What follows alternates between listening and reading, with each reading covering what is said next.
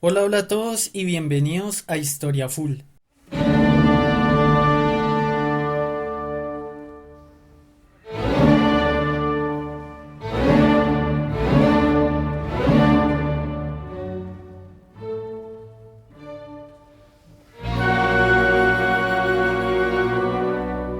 Bueno, resulta que la leyenda negra es una narrativa en la cual se busca degradar o retratar de una forma muy negativa la historia de un país, de una cultura o de una civilización, señalando todos sus aspectos negativos. España tiene una leyenda negra en la cual básicamente se argumenta que todos los territorios que fueron colonizados por España, como América y otras partes del mundo, que durante una época hicieron parte del Imperio Español, se argumenta que los españoles son los responsables de la destrucción de la cultura, de la muerte de muchas personas y de la imposición de religiones como el cristianismo. En este sentido, la leyenda negra no únicamente afecta a España, en el sentido de que todas las culturas, todas las civilizaciones y también los grandes estados que en algún momento de la historia fueron poderosos cuentan con una leyenda negra. Podemos citar ejemplos como el imperio mongol, el imperio persa, el imperio romano, el imperio británico. Y sucede que pues este tipo de narrativas se establecen con la idea de defender ciertas ideologías locales o por parte de los que fueron oprimidos. Pasa que la leyenda negra aún hoy en día continúa contra lo que es España y también contra todas las potencias que en este tiempo contemporáneo existen. Por ejemplo, actualmente existe una leyenda negra en contra de los Estados Unidos de América, en contra de Rusia, en contra también de China. Entonces, leyendas negras siempre han habido a lo largo de la historia. En el caso de España, pasa que, así como está la leyenda negra, hay también una leyenda rosa. Y la leyenda rosa es básicamente todo lo contrario a la leyenda negra, en el sentido de que en la leyenda rosa se glorifica de forma excesiva todo lo que España constituyó. En este sentido se argumenta pues que el Imperio Español trajo la civilización, que el número de muertos no es tan alto como se ha presentado, que básicamente pues que a España se le ataca de forma injusta, también a la Iglesia Católica se le ataca por ideologías propias del siglo XXI, ¿no? Como pues tenemos feminismo o ideologías políticas como pues la izquierda o derecha o bueno. Pasa que tanto la leyenda negra como la leyenda rosa, en un sentido estrictamente académico, pues son dos falacias argumentativas. Y la falacia que ellos presentan, tanto defensores como detractores, de estas leyendas, es la falacia del falso dilema, en la que solo se presentan dos posturas, o es o no es. No hay, digamos, una posición media, o por lo menos imparcial de los acontecimientos. Entonces sucede que los académicos o también las personas que se interesan por la historia de una manera muy seria no abogan ni por una ni por la otra, en el sentido de que la historia se argumenta sobre la imparcialidad y sobre los hechos. Y pues cuando se observan los acontecimientos de forma imparcial, no hay lugar para favoritismos. Y la historia, ante todo, se trata de hechos. No se trata de dar, digamos, un valor para basar una ideología o basar un sesgo, sino que muchas veces los hechos simplemente están presentes y ya. Entonces, muchas veces en la historia pues no hay ni buenos ni malos. en el sentido de que para, digamos, en el caso de la leyenda negra, para un europeo, pues fue un descubrimiento, pero para un indígena fue un sometimiento. Entonces, no se puede establecer una idea voluntarista de que uno tiene razón y el otro no, porque eso no sería en un sentido académico algo serio. Ese es más o menos el contexto de lo que es la leyenda negra. Y hoy en día, pues esto que sucede con la leyenda negra tiene una cantidad de falacias argumentativas terribles, tanto los que la apoyan como los que son leyendas rosistas. También pasan, caen en las mismas falacias. Así que muy en el fondo, cuando no hay una posición seria de imparcialidad histórica, pues tanto los que apoyan la leyenda negra como los que glorifican excesivamente las cosas en la leyenda rosa, pues terminan siendo dos caras de una misma moneda.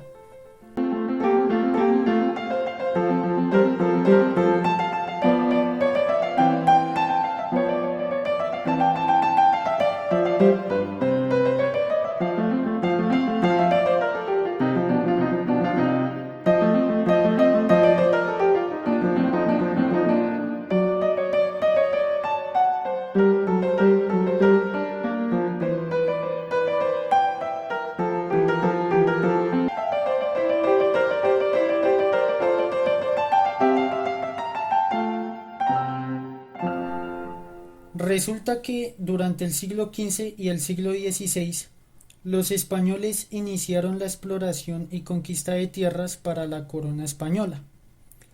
Ellos conquistaron y poblaron grandes extensiones de territorio en América y las Filipinas. Todo esto tuvo lugar durante la llamada Era de los Descubrimientos, que abarcó de los siglos XVI y XVII, en la que los europeos, principalmente portugueses, españoles y británicos, recorrieron casi la totalidad del planeta cartografiándolo y conquistándolo en buena medida. Los conquistadores, que era un término general para describir a los soldados y exploradores españoles, ellos fundaron numerosas ciudades, muchas de ellas en sitios con asentamientos prehispánicos preexistentes, incluidas las capitales de la mayoría de los actuales países hispanoamericanos. Además de las conquistas, los viajeros españoles hicieron también exploraciones muy importantes en la selva amazónica, la Patagonia, el interior de América del Norte y el Océano Pacífico. Aunque pasa que desde la perspectiva local de los nativos, muchas veces la conquista española y también europea a nivel general de otros estados se entienden como una invasión y saqueo de los territorios y la explotación de las poblaciones locales dentro de sus propias tierras. Los cronistas de la época suelen describir la conquista de América como una epopeya heroica porque la extensión de los territorios que abarcó y el corto espacio de tiempo en el que sucedió no tienen comparación en la historia de las conquistas militares europeas. Pero también existen otras crónicas que reunían los testimonios de los pueblos indígenas y de algunos frailes católicos, donde se ha presentado la conquista de América como un hecho moralmente cuestionable que fue movido por la explotación de recursos naturales y caracterizado por una invasión militar y cultural, que terminó por extinguir a gran parte de la población nativa en lo que fueron pues los asesinatos, las enfermedades, el mestizaje y con todo esto pues el fin de las tradiciones nativas. Pasa que en realidad la conquista tuvo motivaciones tanto materiales pero también espirituales, porque uno de los grandes objetivos de los monarcas españoles fue la evangelización de los pueblos indígenas.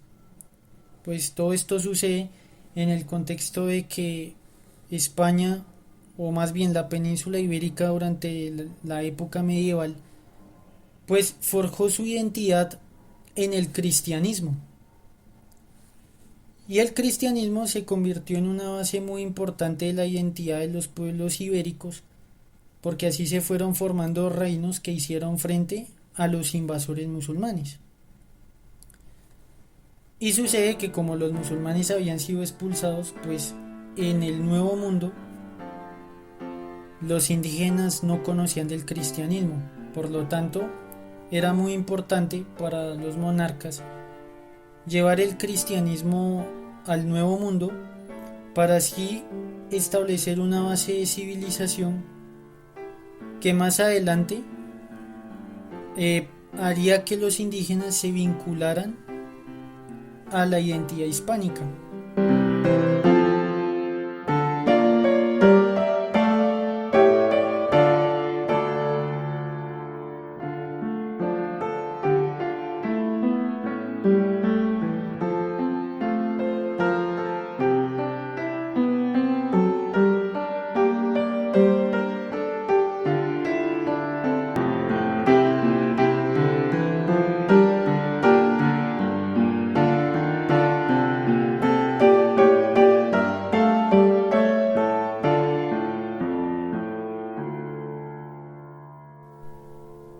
Uno de los acontecimientos debatidos sobre la colonización española de América es el tema del choque entre cultura y civilización.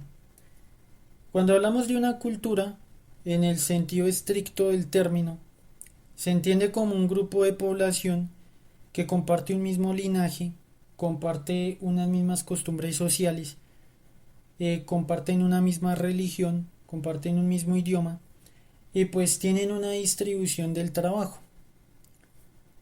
Sucede que en el continente americano los pueblos indígenas eran en su mayoría culturas, mientras que España constituye una civilización. Entonces, en el sentido académico, una civilización tiene las mismas características de una cultura, pero está más avanzada, porque la civilización tiene escritura, tiene manufacturas que permiten el desarrollo de tecnologías como por ejemplo navíos o la rueda en Sumeria, por ejemplo. También cuenta con comercio de largo alcance ya con otras culturas e incluso civilizaciones. Y también cuenta con una distribución del trabajo bien organizada.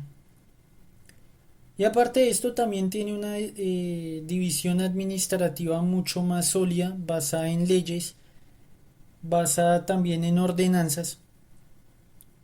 Y si bien una cultura también puede tener estas características, una cultura se convierte en civilización únicamente cuando tiene los puntos que acabo de mencionar. En ese sentido, en el continente americano, las únicas tres civilizaciones indígenas dentro de lo que es el término serían los aztecas, los mayas y los incas. Por este motivo son las más famosas en las narrativas históricas del continente y también a nivel internacional. A pesar de que en el caso de los incas, pues hay historiadores que consideran que los incas no alcanzan a ser una civilización como tal, en el sentido de que la civilización inca tenía algunos aspectos que clasifican como civilización, pero otros no. Por ejemplo, los incas no tenían escritura, y uno de los requisitos fundamentales para que una cultura se convierta en civilización es tener escritura, ya que los incas basaban sus sistemas escritos no en un alfabeto o en un sistema de ideogramas, sino que lo basaban en quipus, que era pues cuerdas en las cuales se hacían una serie de nudos y cada uno de ellos tenía pues un significado eh, escrito. Pero como tal, pues esto no clasifica en el sentido académico del término una escritura como tal. Aquí una cuestión moral es que muchas veces se dice que, bueno, como los españoles trajeron la civilización, pasa que en el momento en el que las culturas conocieron la civilización hispánica, pues perdieron su religión porque fue reemplazada por el cristianismo. que como mencioné anteriormente, pues el cristianismo es la base de la identidad hispánica y de Europa a nivel general. Y sucede también que pues se perdió el idioma, ya que muchas lenguas indígenas desaparecieron para dar paso al idioma castellano o al español. Pasa que uno de los sucesos históricos es que la monarquía española, por primera vez en la historia, pues ordenó una legislación para la protección de los pueblos indígenas. La primera persona que se preocupó fue la reina Isabel I de Castilla, ya que ella pues no estuvo de acuerdo con el trato que Cristóbal Colón dio a los indígenas a su llegada a América. Entonces ella se preocupó por la protección de los indígenas porque los indígenas pues pasaban a ser súbditos de España. Más adelante se establecieron las leyes de Burgos del año 1512, que condujeron a las primeras leyes que la monarquía hispánica dictó para su aplicación en las Indias o el Nuevo Mundo, en las que se eliminó la esclavitud de los indígenas y se organizó su conquista para que los indígenas pudieran ser integrados dentro del sistema feudal y dentro del sistema europeo e hispánico. Esto sucede porque los indígenas eran considerados súbditos directos de la corona y por lo tanto personas libres que trabajarían a favor de la corona, pero no como esclavos ni tampoco podían ser explotados. Entonces se crearon dos instituciones que fue el requerimiento y la encomienda.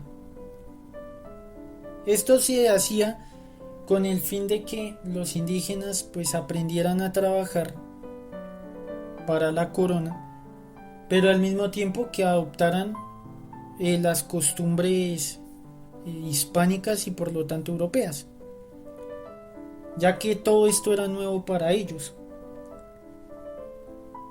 Pasa que estas primeras leyes que dictó la monarquía hispánica pues son consideradas como precursoras de la Declaración de los Derechos Humanos y el derecho internacional.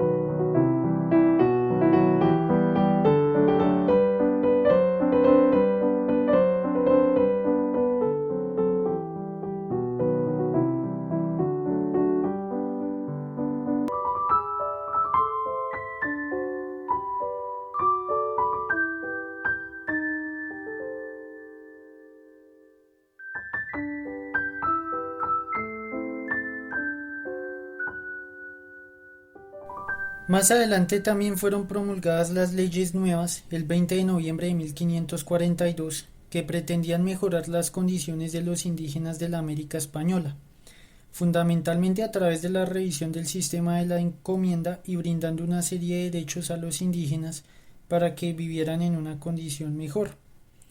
Esto pasa porque a pesar de las órdenes de la corona, sucede que en la práctica hubo un problema. Y es que desde el momento en el que llegó Cristóbal Colón hasta el establecimiento de estas leyes de 1512 o esta de 1542, hubo un problema y es que los encomenderos, algunos obedecieron las leyes que dictaba la corona hispánica, pero hubo otros que sencillamente la ignoraron por completo. Entonces, en este sentido, hubo indígenas que fueron sometidos a trabajo forzados y acabaron muertos, por ejemplo en la mita, que eran los trabajos en las minas, en las encomiendas, también en los requerimientos. Y pues esto fue llegando a los oídos de la monarquía hispánica, entonces por lo tanto las leyes empezaron a ser cada vez más rigurosas para que los colonos europeos pues las obedecieran. Otro aspecto importante fue la Iglesia Católica, porque la Iglesia Católica también promulgó una serie de bulas que son documentos papales, en las cuales pues declaró la protección de los pueblos indígenas y su integración dentro del cristianismo. Entonces, como los indígenas pasaban a ser cristianos, era prohibido que se les esclavizara o se les maltratara. Algunas de estas fueron las bulas alejandrinas, también la bula de Sublimis Deus, y también hubo otras como por ejemplo las que promulgó el Papa Gregorio XIV en 1591, el Papa Urbano octavo en el año de 1639, la que promulgó el Papa Benedicto XIV en 1741 y también la que publicó el Papa Gregorio XVI en 1839, que todas básicamente repetían la prohibición de reducir a los indígenas a la esclavitud. Entonces, tanto la Iglesia Católica Cristiana y la monarquía hispánica demostraron su intención de integrar a los indígenas de una forma pacífica al sistema hispánico. Pero pues también hay voces en contra, en el sentido de que esto también era una implicación en los asuntos culturales y morales de los indígenas, en el sentido de que muchas veces se argumenta que los indígenas eran pues básicamente muy atrasados en ciertos aspectos y que por lo tanto pues esto era una justificación de implantar su cultura. Pero el problema es que estos argumentos muchas veces se presentan como ideas paternalistas, en el sentido de que independientemente de los argumentos pues se está imponiendo una cultura a la fuerza. Y obviamente aquí entra un problema en cuestión de moralidad, y es que si a los indígenas se les imponía de cierta manera pues la cultura hispánica y la religión católica, pues pasa que muchos indígenas sencillamente se negaron. Entonces si se negaban pues ellos quedaban por fuera de la protección hispánica y de la protección católica, y por lo tanto estaban sujetos a ser esclavizados, y muchas veces ahí la cuestión iba hasta la muerte. Entonces en este sentido pues también hubo una cuestión en la que pues sí que hubo indígenas que murieron en el trabajo por colonos hispánicos que desobedecieron la ordenanza de la corona, y pues también está el problema de que muchos fueron asesinados simplemente por no aceptar la soberanía y la cultura hispánica.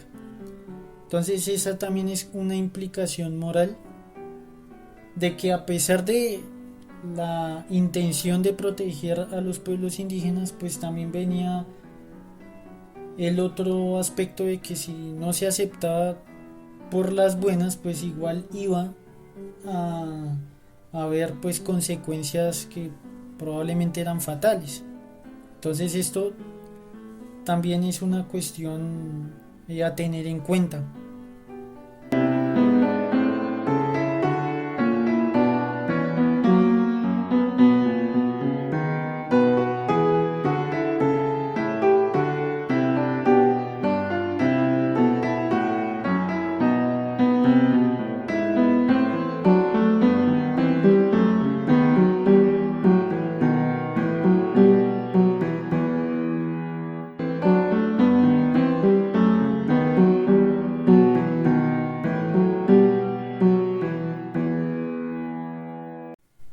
Este es uno de los argumentos más recurrentes tanto en los defensores de la leyenda negra como en los defensores de la leyenda rosa. Entonces, los defensores de la leyenda negra argumentan que independientemente de la protección que brindó la corona hacia los indígenas, y también a pesar de la protección que dio la Iglesia Católica hacia los indígenas, pues de todas maneras sigue siendo un genocidio, simplemente que camuflado con una buena acción de, digamos, de proteger a los indígenas de la ignorancia que tenían.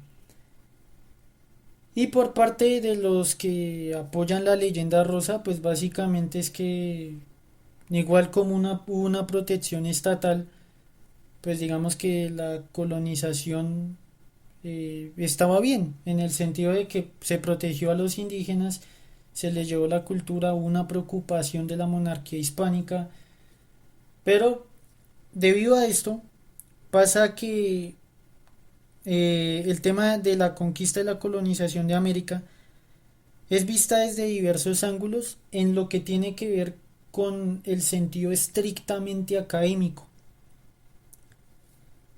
porque hay algunos historiadores que han alabado y otros que han criticado este hecho histórico, pero la mayoría de historiadores serios y también con respeto académico ven la historia de la colonización española de América pues con una visión muy neutral, imparcial de los acontecimientos. Otro aspecto de la leyenda negra es también la participación del fray Bartolomé de las Casas, el cual consideraba en esa época que la conquista de América era una de las maravillas del mundo, porque claro, era un acontecimiento que nunca se había visto, pero también documentó las crueldades y todo tipo de actos violentos que fueron perpetrados contra los nativos por parte de los conquistadores y exploradores ibéricos.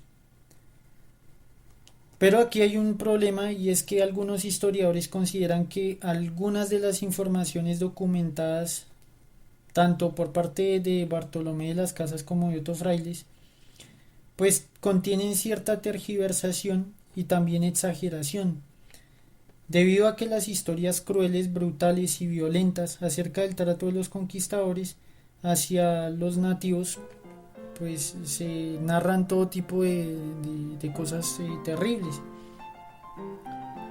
Entonces, como no se sabe si estas afirmaciones son reales o exageradas, por eso es que los historiadores, como mencioné anteriormente, que son serios, también personas interesadas por la historia desde la seriedad y desde el ámbito académico, se suele tener cautela para no caer en falacias argumentativas o en conceptos de leyendas negras o rosas respectivamente.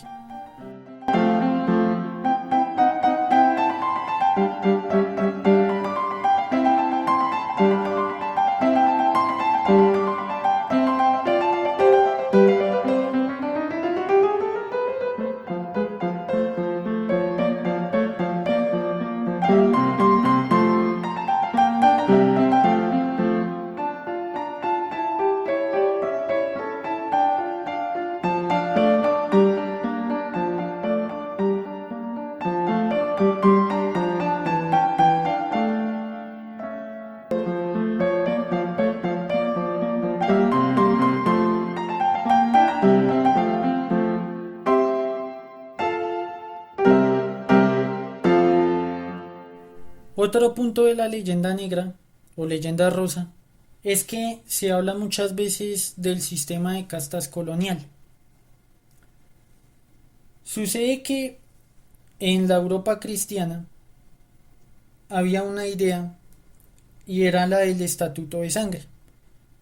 Los primeros que la pusieron en práctica fueron los reinos cristianos de la península, en el sentido de que ellos, como estaban inmersos en una reconquista, pues habían otros pueblos, como por ejemplo judíos o musulmanes, y pues muchos de ellos aceptaban el cristianismo, pero únicamente para evitar la persecución de los reinos cristianos, o para evitar pagar impuestos o ser señalados, pero en la interna seguían practicando sus costumbres judías o musulmanas.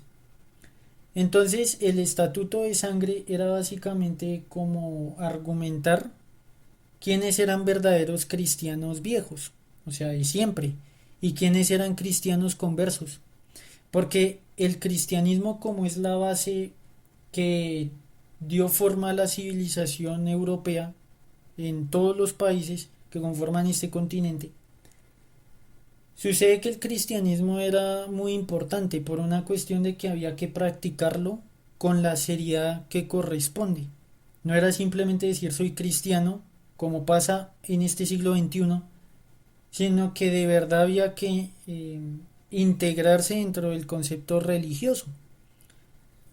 Y sucedía que justamente los cristianos conversos judíos y musulmanes pues no aplicaban con seriedad digamos, la religión. Por lo tanto, pues ahí venían señalamientos y también separaciones por órdenes del Estado.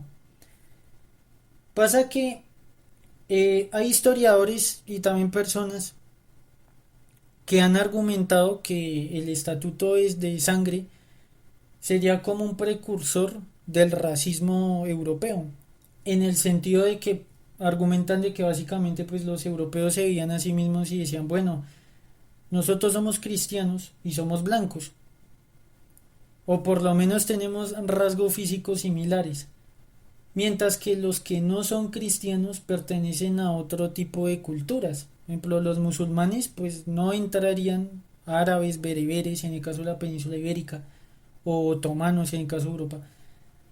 Pues pasaba que ellos no eran vistos como personas blancas como tal, o sea, eran personas morenas. De hecho, pues por ahí proviene el término moro, que no eran blancos. Y aparte de esta diferencia física, también había una diferencia religiosa y cultural. Es por eso se consideraba que el cristiano pues tenía una sangre y pues las personas de otras religiones tenían otro tipo de sangre o por lo menos otro tipo de humor del cuerpo, que ese también era un concepto de la medicina medieval y se argumentaba que pues el cuerpo humano tenía varios humores, ¿no? Que estaba la sangre, la bilis amarilla, la bilis negra, etcétera. Y pues que a través de la sangre se pasaban las cualidades de una persona de generación en generación, si iba a ser buena, si, bueno, cosas que tendría. Aquí entra un problema y es el de los judíos, que los judíos pues como no tenían una patria, entre comillas, y pues como no se les podía diferenciar porque perfectamente podía haber un judío, digamos, en los estándares de la época, pues blanco básicamente, o rubio, o como fuera, pues pasaba que a ellos se les acusaba de que la sangre judía pues iba a ser judía, o sea, iba a presentar como esas características que definían al judío, personas avariciosas por la plata, también pues no muy buenas a los ojos del cristiano medieval. Entonces el estatuto de sangre era como para diferenciar cristianos legítimos de los nuevos. Pasa que dentro de la península ibérica y dentro de Europa, pues el estatuto de sangre también fue rechazado por mismos cristianos, porque pues de todas maneras el cristianismo se presentaba como para todo el mundo, no era simplemente para una persona que fuera blanca, sino para todos, el que quisiera ser cristiano, en el sentido de que pues Dios y Jesús, digamos, aceptan de dentro de su amor pues a las personas a nivel general. En este sentido sucede que en la América colonial pasó también que el estatuto de sangre se aplicó en América. Entonces, pues también se trata de separar, pues digamos, a los cristianos nuevos, o sea, indígenas, de los cristianos viejos, que serían los colonos españoles. Aquí, pues, pasa que este argumento ha sido utilizado por los que apoyan la leyenda negra y los que apoyan la leyenda rosa.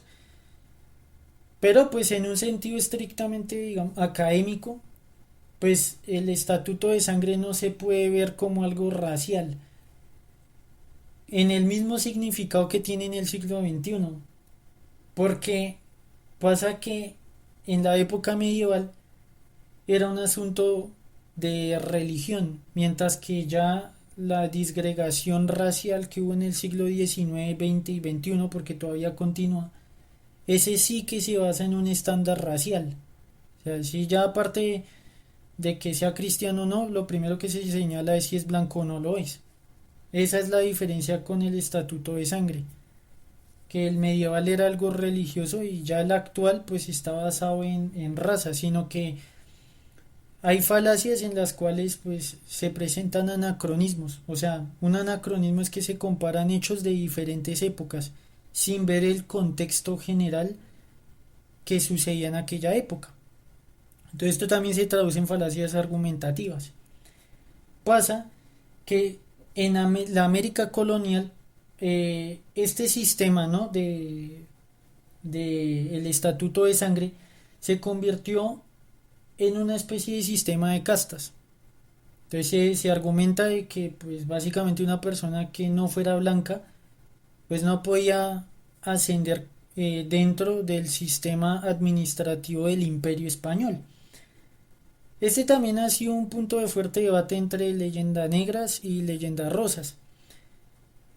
Pero en realidad, dentro de lo que es la ciencia de la historia, en el sentido académico, pasa que el Imperio Español, ya como está unificado de todos los territorios, pasa que el Imperio Español en ningún momento estableció un sistema de castas, porque no hay, o sea, no existe un documento que señalara una casta por encima de la otra.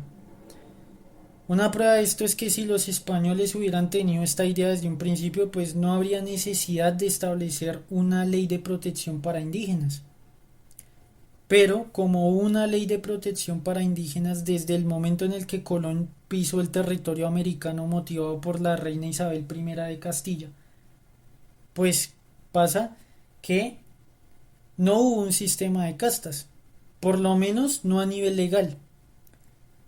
Entonces, ¿qué es lo que sucede? Que en este sentido el Imperio Español en ambos hemisferios era uno solo y todos sus ciudadanos hacían parte de un mismo estado. O sea, eran iguales a los españoles peninsulares. El problema aquí, ¿cuál es?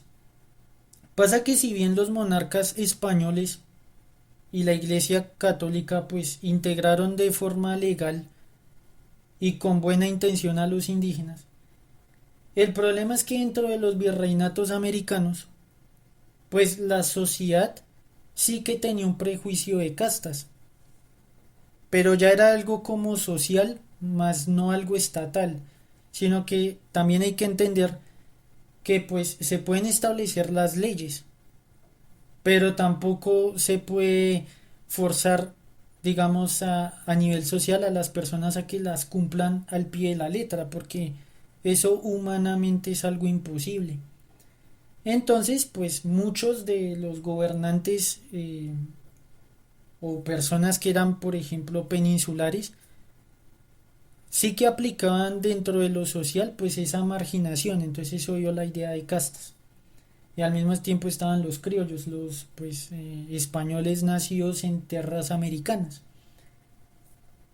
Y pues en este sentido también pasa de que durante la época de la Casa de Austria, que gobernó los inicios del Imperio Español y lo que fue también su edad de oro, en ese tiempo no había como la idea de un racismo científico.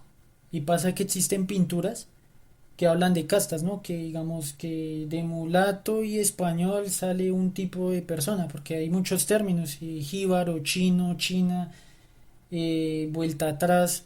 En el caso de si un español o un blanco se, digamos, tenía una relación con una persona africana, pues ella se decía que era un vuelta atrás porque ya quedaba manchada la descendencia, ¿no? Pasa que estas ideas, hay historiadores que argumentan de que no son de un origen ibérico como tal, porque no lo hubo, digamos, marcado en la época de los Austrias, sino que llegó en los tiempos de la dinastía de los Borbones. ¿Qué es lo que pasa? Que cuando los Borbones asumieron el trono de España, pasa que desde Francia empezaron a llegar muchas ideas de racismo científico marcadas en el siglo de la Ilustración. Entonces, algunos historiadores argumentan que esas ideas llegaron a América, pero no tienen relación con el Imperio Español como Estado, sino ya fue algo más social que empezó a llegar de una influencia que se estaba originando en Francia, porque pues los Borbones son una dinastía de origen francés. Y pues, parte, digamos, de lo que son digamos, un aspecto de la leyenda negra es que básicamente se argumenta a capa y espada que existía un sistema de castas. Pero pues esto puede ser un poco debatible. Y bueno, también esto es un argumento utilizado por los leyendarrosistas o para argumentar de que ese tipo de castas no las había en América. Sin embargo, pues sí que pasa que el mismo argumento no se mantiene para personas de origen africano. Porque para, digamos, otros dominios que tuvo el Imperio Español, digamos que en tierras africanas, sí que con los negros el sistema se señala que era de otra manera. Pero en este sentido pasa también que no era algo solo de España, sino de los estados europeos como tal. Ya que pues debido a que como los mismos africanos vendían a su pueblo como esclavos, pues empezó a asociar la raza negra como algo de esclavitud y pues nadie iba a pensar en derechos para ellos, en el sentido de que esto no únicamente fue algo de Europa, también lo hicieron los musulmanes. Que por ejemplo los musulmanes argumentaban que pues la raza negra tenía una maldición que databa de la época de Noé. Entonces estos son pues, ciertos argumentos que se presentan, ¿no? En el tema de la leyenda negra o rosa respectivamente.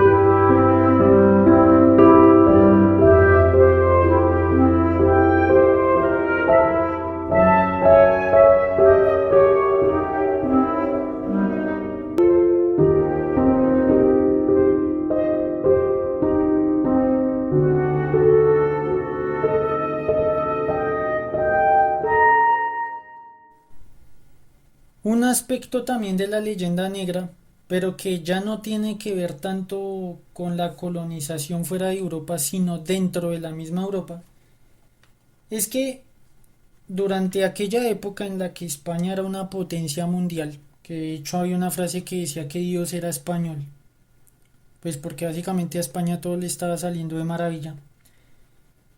Sucede que los españoles tuvieron una gran cantidad de enemigos, porque dentro de Europa, pues España también controlaba territorios importantes, y esto fue en la época de los Austrias, porque como los monarcas españoles de la época dorada del Imperio Español eran de origen de los Habsburgo, de esta dinastía de origen austriaco, que además gobernaba el Sacro Imperio Romano Germánico, pues existía un eje hispano-alemán, en el sentido de que el rey Carlos I de España, conocido dentro de la historiografía del Sacro Imperio como Carlos V, pues él básicamente pues gobernaba un imperio inmenso, por eso se le llamaba también como el César. Y pasaba que el eje hispano-alemán dentro de Europa estaba ahogando a Francia y estaba ahogando a Inglaterra. Y ya algunos territorios que estaban dominados por el imperio español directamente eran los Países Bajos. También pues existía una ruta, ¿no? El camino español que llevaba el abastecimiento desde Italia y el Mediterráneo hacia los Países Bajos. España también tenía dominios en Italia, ¿no? El reino de Sicilia. Y pues en este tiempo en el que pues España era un rival muy fuerte para las potencias europeas, la leyenda negra también se esparció como un sentimiento anti-español y bueno, pues hacer ver muy mal a España. Y aquí pues explotó mucho lo que escribió Bartolomé de las Casas, donde se presentaba a los españoles como pues personas salvajes. Y también se empezaba a sacar su antepasado musulmán. Pasa que es que en esa época sucede la reforma protestante, que causó que los reinos del norte de Europa rompieran relaciones con la Iglesia Católica. Y precisamente España pues representaba a la Iglesia porque el catolicismo, como mencionaba anteriormente, era la base de la identidad hispana. Y también pues aparecieron movimientos humanistas y renacentistas en las cuales pues muchas naciones europeas pues empezaron a tener ideas de cierta manera nacionalistas, porque los europeos comenzaron a recordar a sus antepasados, ya fueran pueblos germánicos, pueblos celtas en el caso de los ingleses, bueno, así generalmente. Pasaba que por ejemplo hubo argumentos de cristianos protestantes como por ejemplo Martín Lutero, en el que se empezó a propagar una leyenda en contra de España, ¿no? Todo esto entró en la leyenda negra, por ejemplo, de que los españoles no eran blancos, pero comían pan blanco y se acostaban con mujeres blancas. Entonces esto era, pues, argumentos de propaganda pesadas. También dentro de los Países Bajos, cuando fue la guerra de los 80 años, estaba la leyenda del duque de Alba, ¿no? Que se comía a los niños. Entonces con eso ya se ve que entre la población protestante de la actual Holanda, pues se hacía retratar a los españoles como personas salvajes. O se argumentaba que también eran moros recientemente convertidos al cristianismo, desconociendo la historia de España y su reconquista. Y al mismo tiempo también se argumentaba de que eran básicamente también judíos recién convertidos. En este sentido también cabe destacar justamente de los judíos que los judíos también fueron partícipes de la leyenda negra, porque justamente los judíos habían sido expulsados de España y pues también existía una rivalidad clásica entre los judíos y los cristianos que databa de literalmente la época de Jesús incluso. Y pues siempre hubo un movimiento por parte de los judíos de retratar mal al cristiano. Y justamente pues los cristianos no, quiero decir, los judíos no vieron problema en juntar fuerzas con los cristianos protestantes para atacar a la iglesia católica, que era la más poderosa de su tiempo, y al mismo tiempo pues atacar a la monarquía hispánica, ya que pues los reyes católicos expulsaron judíos y bueno, también los posteriores reyes ibéricos. Hubo también aquí otro problema de la leyenda negra ya dentro de Europa y era la cuestión de la Inquisición. Porque la Inquisición era un tribunal eclesiástico que fue establecido durante lo que fue la cruzada contra los cátaros. Y la idea de la Inquisición era descubrir y castigar las faltas contra la fe o las doctrinas de la iglesia. Y pues pasa que la Inquisición como arma de la Iglesia Católica también sufrió una leyenda negra, en la cual se retrata la Inquisición como básicamente salvajes que hacían todo tipo de torturas en contra de pues los que iban en contra de la Iglesia, ¿no? En este sentido hay que decir que pues esto sí afectó, digamos, España, pero más que España sí es una leyenda negra en contra de la Iglesia Católica misma, en el sentido de que si miramos desde el punto de vista imparcial y académico de la ciencia de la historia, pasa que podemos ver que los cristianos protestantes, que justamente señalaban a los católicos de ser salvajes con la Inquisición, pasaba que los cristianos protestantes mataron a muchas personas con acusaciones de brujería. Y estas matanzas que hacían los cristianos protestantes en cifras pueden superar las que se le atribuyen a la Iglesia Católica. Lo que pasa es que en la cuestión de datos y cifras históricas siempre hay un margen de error en el sentido de que muchas de los registros se pierden con el pasar del tiempo o también son exagerados. Pero pues digamos que esta acusación a la Inquisición se basa de cierta manera en lo que se podría llamar hipocresía, en el sentido de que se señalaba a los católicos como salvajes, pero pues los cristianos protestantes británicos del norte de Europa o en la misma Alemania no veían problema en matar a la gente por acusaciones de brujería con o sin razón. aquí hubo muchas mujeres que fueron ejecutadas simplemente porque se señalaba que eran brujas y ya está. Pero existe una leyenda negra en la cual pues todo esto se adjunta hacia el cristianismo. Como por ejemplo pasó ciertos movimientos feministas actuales en las cuales se dice nosotras somos descendientes de las brujas que ustedes no pudieron asesinar, y pues resulta un poco incoherente señalar eso en contra de la Iglesia Católica, en el sentido de que los mismos protestantes eran los que lo hacían, pero pues digamos eso hace parte ya de la ola desinformativa que hace parte de la historia del siglo XXI.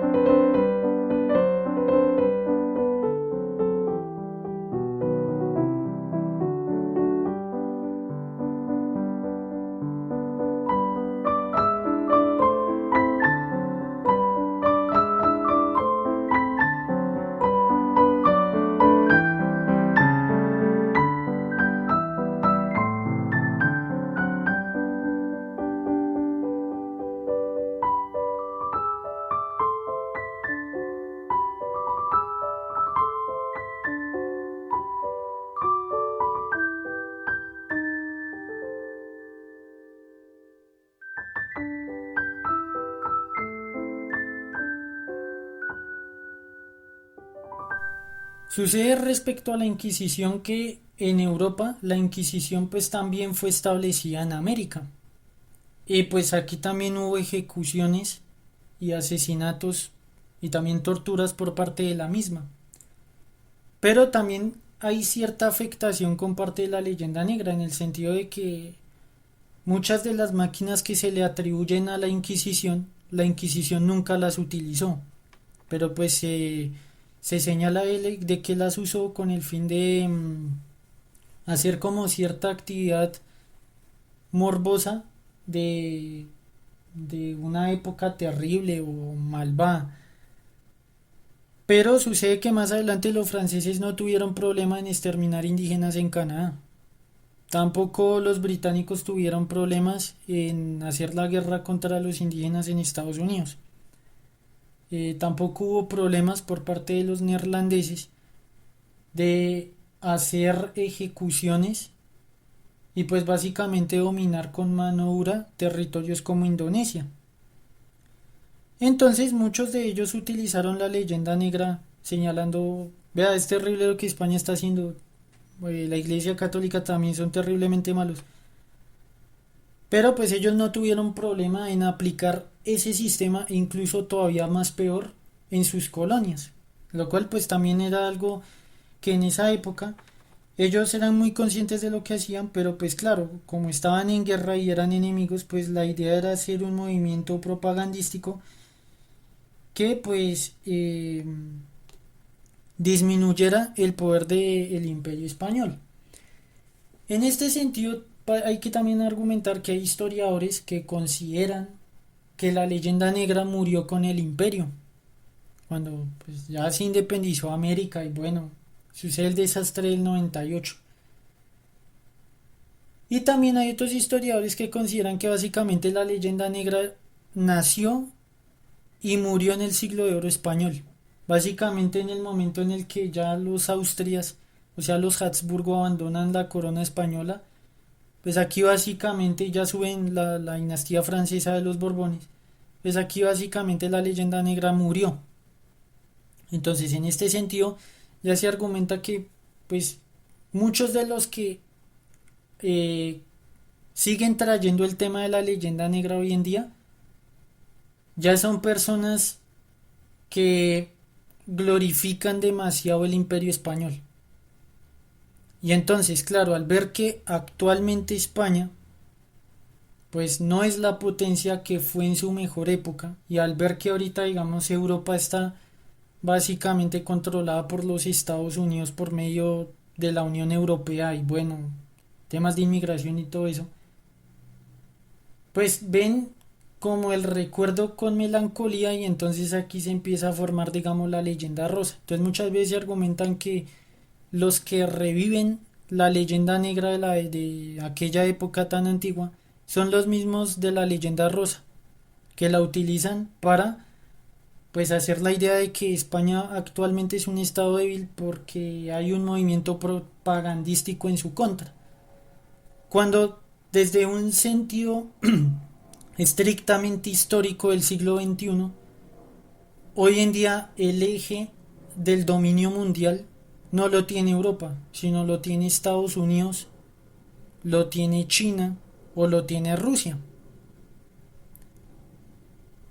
Pero también pasa, y en este sentido no es algo únicamente, digamos, de los leyendarrosistas, sino que sucede que la leyenda negra ha llegado hasta nuestros días por fuera de España, por ejemplo en Hispanoamérica, eh, básicamente culpando a España de todos los problemas que actualmente tienen los países hispanoamericanos. Problemas como la corrupción, problemas como por ejemplo la falta de desarrollo, se señalan automáticamente a España y esto hace parte en sí de una leyenda negra, en el sentido de que muchos de los problemas que actualmente tenemos en América no son culpa de España, sino que son eh, culpables los políticos, la oligarquía y básicamente los que independizaron el continente que se lo adueñaron para sí, como una especie de feudo personal. Esto va en el sentido de que muchos de los problemas que tiene Hispanoamérica nacieron en la independencia y mucha de la marginación que tienen los indígenas nació en la independencia. Y por eso, también hay que decirlo, nosotros los americanos tenemos también una leyenda rosa con nuestros precursores independentistas. Caso Simón Bolívar, eh, José de San Martín, Hidalgo en México, entre muchos otros, ya que hubo pues muchos próceres de independencia, solo que estos son como los más llamativos en la narrativa histórica. Entonces esto en sí hace parte de una leyenda negra, pero más que ir, digamos, esta leyenda negra que se ha originado en Hispanoamérica, más que ir en contra del pueblo español como tal, es una especie de justificación para la corrupción política de las oligarquías que se adueñaron de los países hispanoamericanos y los han gobernado como han querido.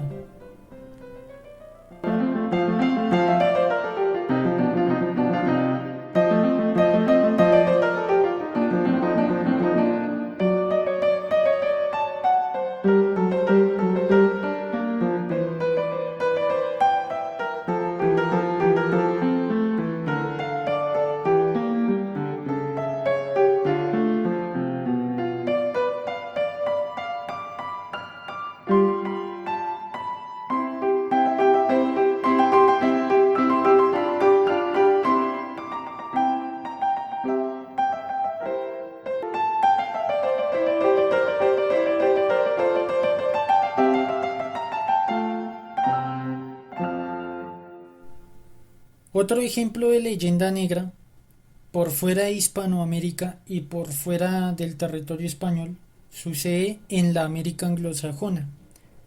Me refiero a los Estados Unidos de América y Canadá. Y sucede que originalmente la leyenda negra llegó a América del Norte con los primeros colonos puritanos que se veían a sí mismos como la avanzadilla protestante que liberaría a los indios de la opresión y de la crueldad de los españoles. Esto sucedió mientras América del Norte hizo parte del dominio británico. Y claro, en Canadá sí fue un poco más diferente, mientras Canadá hizo parte de Francia, por lo que Francia también, pues siendo un estado católico, tiene una vinculación con España. Y claro, cuando después pasó a gobernar los Borbones de origen francés, pues digamos que ambos territorios coloniales no tenían aquel problema de leyenda negra. Pero pasa que después de la Guerra de los 7 años, y sucede que Canadá pasa a ser un dominio británico, Pues bueno, ahí sí que la leyenda negra pues pegó. Pasa que cuando los Estados Unidos se independizaron, ¿no? De el Reino Unido, pasa que más adelante Estados Unidos entró en guerra con España, en lo que fue pues la guerra hispano-estadounidense de 1898, que por cierto también se conoce como el desastre del 98, en el cual pues España perdió sus dominios de ultramar y pues Estados Unidos pasó a constituir sus primeras posesiones de ultramar ya con una visión imperialista. Entonces, durante la guerra hispano-estadounidense, de la mano de periodistas estadounidenses que dieron uso del amarillismo, como es el caso de Pulitzer y William Randolph Hearst, pasa que pues ellos motivaron la leyenda negra pero a tope. Más adelante, y ya cuando España ya no tenía nada que ver en América, en el siglo XIX, pasa que volvieron las antipatías hacia España, pero ahora quienes pasaron a cargar la leyenda negra fuimos los hispanoamericanos. Y los primeros que sufrieron eso fueron los mexicanos. Porque cuando sucedió la intervención estadounidense en México, en la cual pues México pierde Texas y bueno, aparte de eso pierde una gran cantidad de su territorio después de la firma del Tratado de Guadalupe Hidalgo, pues pasa que los estadounidenses y por derecha también canadienses y del Reino Unido, pues empezaron a retratarnos a nosotros, los hispanoamericanos, como herederos de la España católica y por lo tanto de todo lo malo que se le había señalado a España en su tiempo. Entonces ahora no importaba si nosotros los hispanoamericanos éramos blancos, mestizos, indígenas o si habían negros, todos pasaron a heredar aquella leyenda negra, en el sentido de que se nos empezó a retratar a los hispanoamericanos como personas violentas, personas salvajes, personas que no se sabían gobernar, porque claro, Hispanoamérica entró en una cantidad de guerras civiles después de la independencia, porque mucha de la economía heredada del Imperio Español, de las manufacturas, no podían competir con Inglaterra, y los países hispanoamericanos para conseguir la independencia se endeudaron con el Reino Unido. Entonces, por este motivo, muchas de las manufacturas americanas fueron destruidas durante la independencia a causa de las guerras, o también no pudieron competir contra los británicos y se fueron a pique. Entonces esto hizo que pues los países hispanoamericanos que nacieron luego de la independencia entraran en guerras caudillistas. Entonces así empezaron a aparecer diferentes generales que empezaron a gobernar, pero lo hacían bajo su beneficio personal, permitiendo el progreso de los países hispanoamericanos, pero muy lentamente. Y esto fue explotado por los Estados Unidos. Y más adelante esto se vio con lo que fue la doctrina Truman, más adelante con lo que fue el corolario del presidente Roosevelt y la intervención estadounidense ya con fines imperialistas en el Caribe. Pasa que una de las cosas es que todos estos países que alimentaron la leyenda negra, no solo digamos contra España, sino todas estas narrativas que ha habido a lo largo de la historia y con los otros imperios, se han comportado de la misma manera que criticaron en esas leyendas negras. Pasa que Estados Unidos ha ejercido un dominio imperialista. De hecho, hoy en día lo sigue haciendo. A pesar de las críticas que se hizo en su momento en contra de España y bueno, en contra de otros imperios. Es que es más, ni siquiera los mismos británicos se salvan porque los estadounidenses también explotaron una leyenda negra importante hacia el Reino Unido durante la independencia. o Revolución Americana, como se conoce en la historiografía de ellos.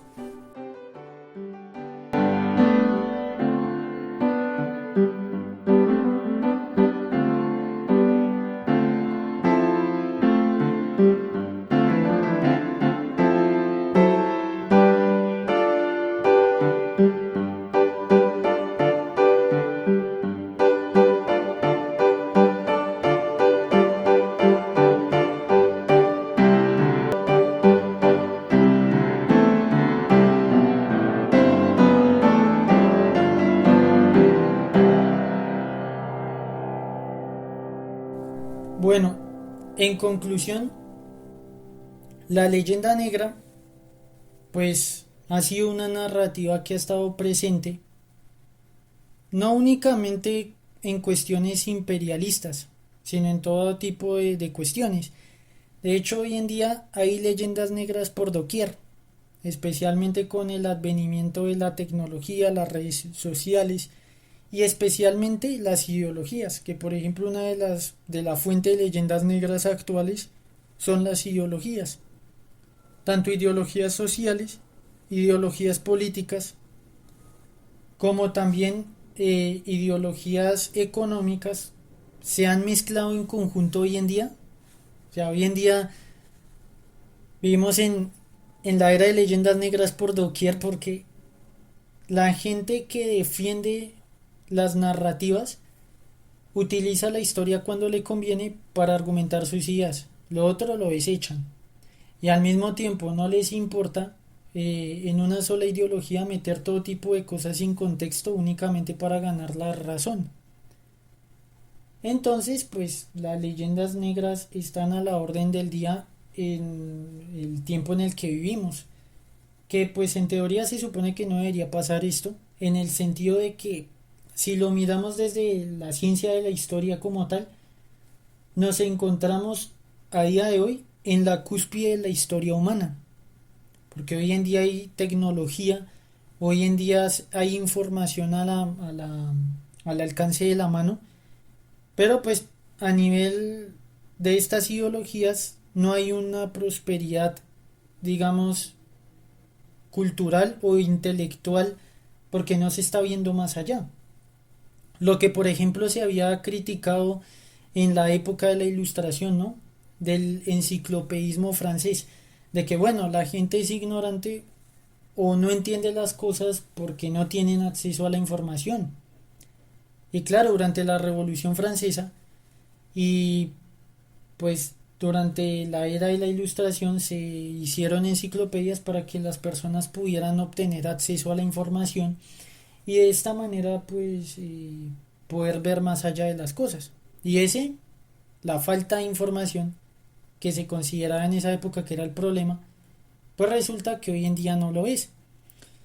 Porque hoy en día la información está de la mano para el progreso, pero sucede que las ideologías pues tienen ampliamente dañado lo que es la interpretación del mundo como lo tenemos.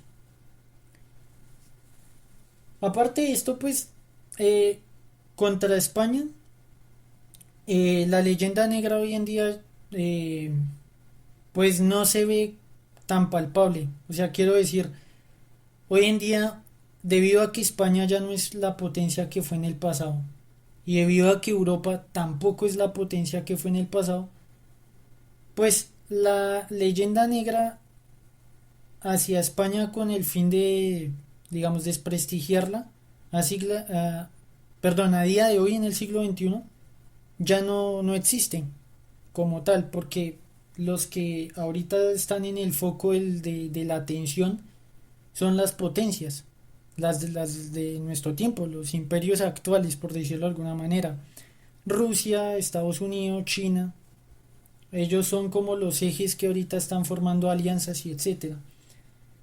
Entonces la leyenda negra hoy en día está basada hacia aquellos territorios, o sea, hacia básicamente que Occidente está en decadencia por culpa de Estados Unidos, de que Rusia quiere reavivar sus épocas imperiales con el conflicto que ahorita está pasando con Ucrania, o que China básicamente está creando una nueva ruta de la seda para tener una especie de dominio colonial, por ejemplo, como está pasando en África o con ciertos países de Hispanoamérica. Entonces, en ese sentido, pues la leyenda negra hacia el territorio español hoy en día pues ya no tiene sentido establecerla o por lo menos hacerla.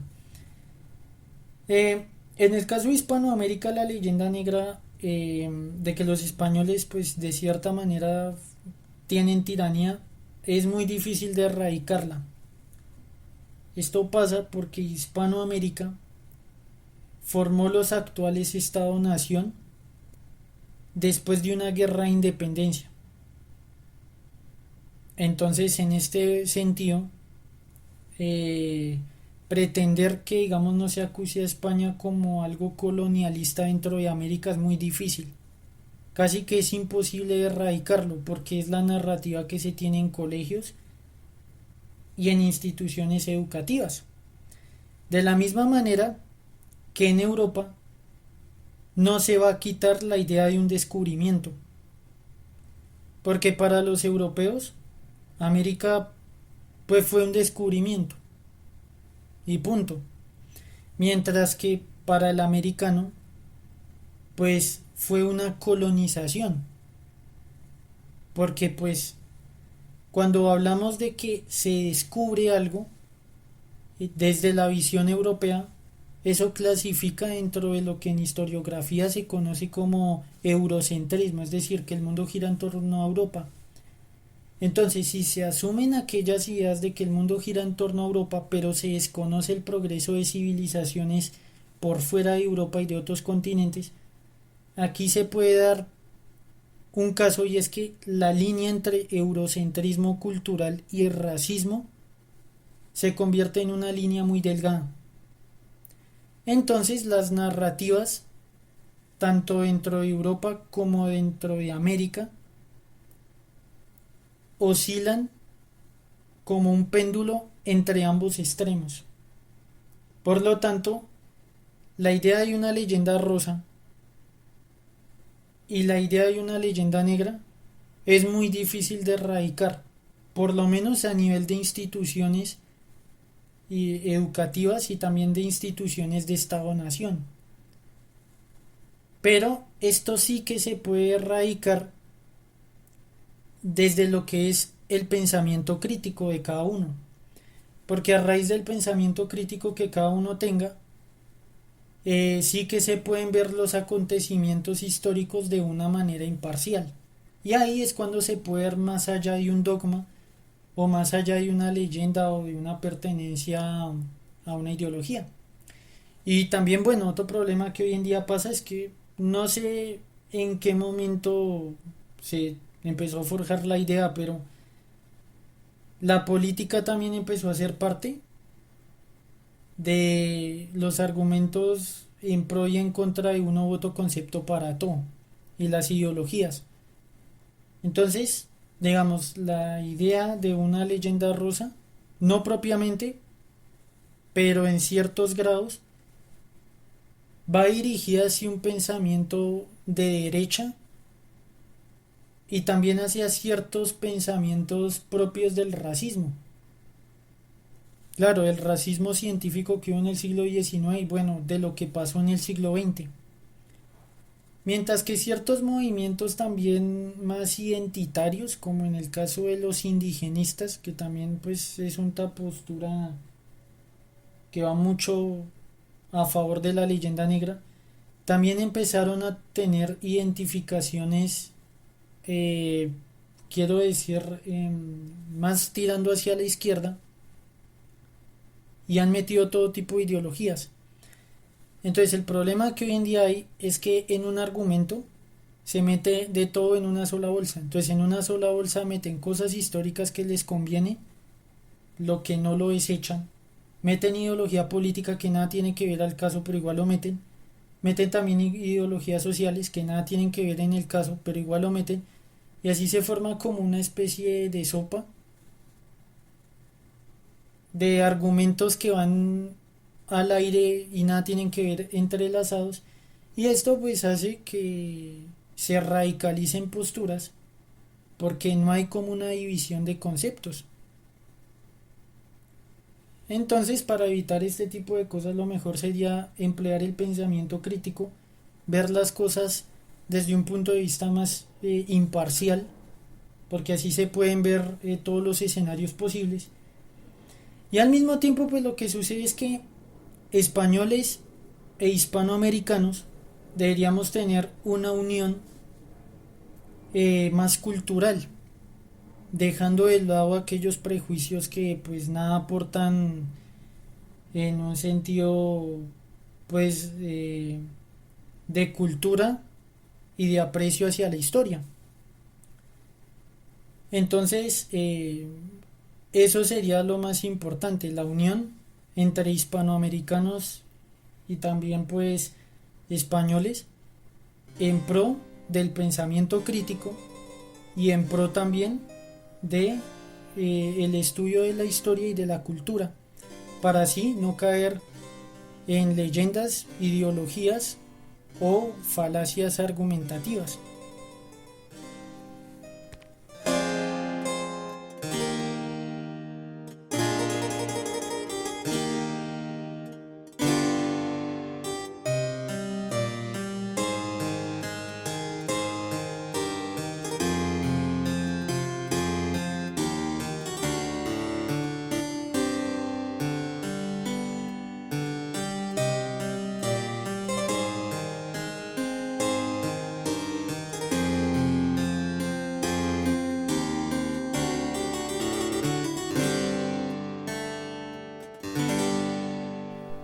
Bueno, hasta acá llega el video. Si les gustó pueden dejar su like. Si no les gustó pueden dejar su dislike o también pueden dejar su comentario. Nos vemos hasta otro video y muchísimas gracias por su atención.